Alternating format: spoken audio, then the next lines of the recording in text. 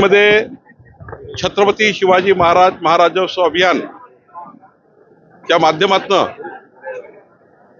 राज्याच्या सर्वच विभागाच्या ज्या सेवा आहे या सेवा हमी कायद्यामध्ये देण्याचा निर्णय आम्ही घेतला।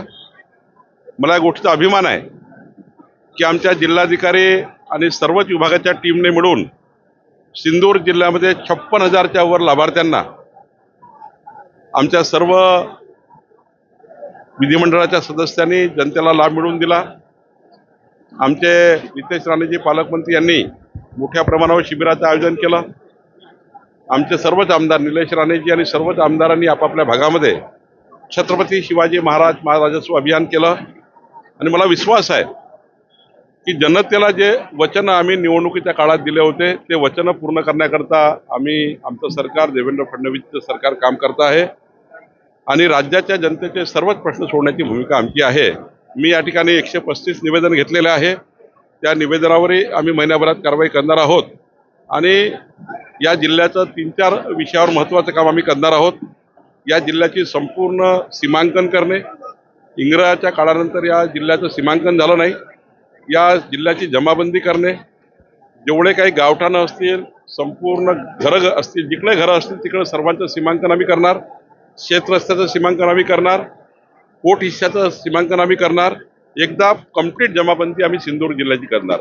दुसरं महत्त्वाचं की 1 जानेवारी 2011 पूर्वी या जिल्ह्यात जे लोक राहतात त्या सर्वांचं त्यांचे घरं कायदेशीर करण्याचा निर्णय आम्ही करतोय आणि तुकडेबंदी कायदा आता रद्द केल्यामुळं या ठिकाणी रहिवासी क्षेत्रामध्ये जे काही घरं आहेत त्यांनाही कायदेशीर करण्याचा निर्णय आम्ही करतोय।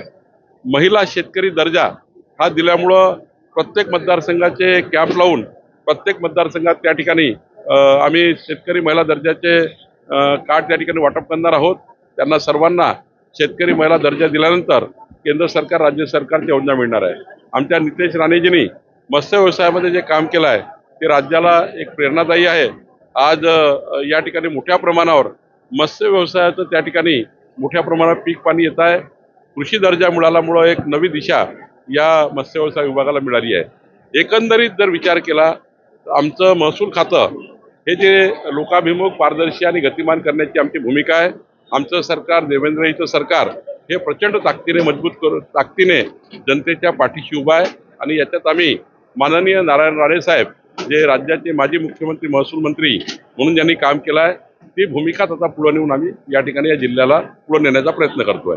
आपल्या सरकारने शेतकऱ्यांना कर्जमाफी केली, आता आजारी पडत किंवा या ठिकाणी जे शेती करतायत त्यांना जी कर्जमाफी झाली त्यांना लाभ देत आहेत।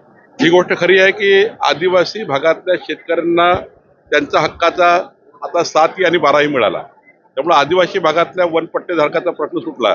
पण माननीय निलेशजींनी सांगितल्याप्रमाणे आकारी पड असतील त्या ठिकाणी वनसंस्थेमध्ये प्रायव्हेट वनसंस्थेमध्ये आलेले आहेत, या सर्वांचा निर्णय आम्ही 12 तारखेला करणार आहोत। 12 ऑगस्टला एक बैठक लावलेली आहे ज्यामध्ये वनमंत्री असणार, मी असणार, आमचे नितेश राणेजी असणार।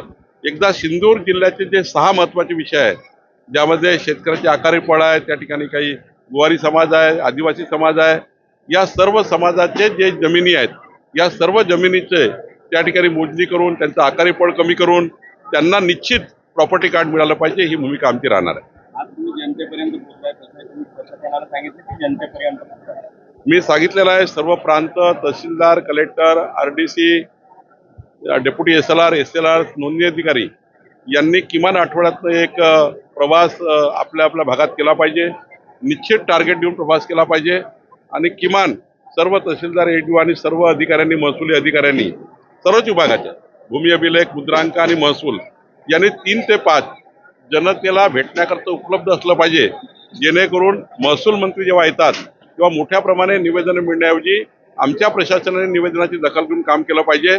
याकरता काही सूचना मी सिंदूरमध्ये दिल्या आहेत। कोकणात सर्वाधिक जास्त पाऊस पडतो आणि इतर विभागाप्रमाणे नुकसानीसाठी निकष लावले जातात, तो कोकणासाठी सेपरेट निकष लागू करणार तर NDRF ADRF चे निकष असल्यामुळं त्यांना नॅशनलाइज आणि स्टेट लेवलचे निकष आहे। पण माननीय निलेशजी आणि नितेशजींनी मधल्या कॅबिनेटमध्ये नितेशजींनी मांडला आहे की याला काहीतरी पीक पाण्याची पद्धती जी आहे, इथे जे काही छोटे छोटे शेतकरी आहेत याकरता काही वेगळा विचार केला पाहिजे।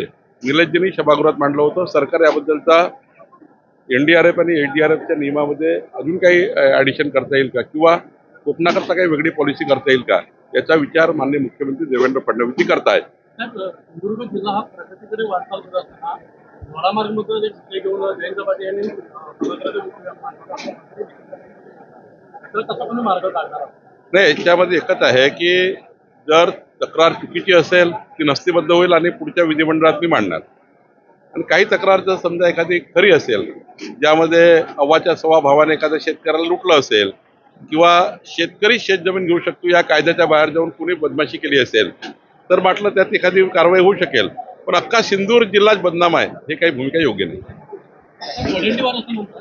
असं म्हणताय चंद्रकांत पाटील हे आसाराम आणि राम केले काय मला वाटतं की राज्यातले महत्त्वाचे ज्येष्ठ नेते, अनेक संस्कारमय परिवारातनं संस्कारमय आदर्श व्यक्ती चंद्रकांतदादा पाटील.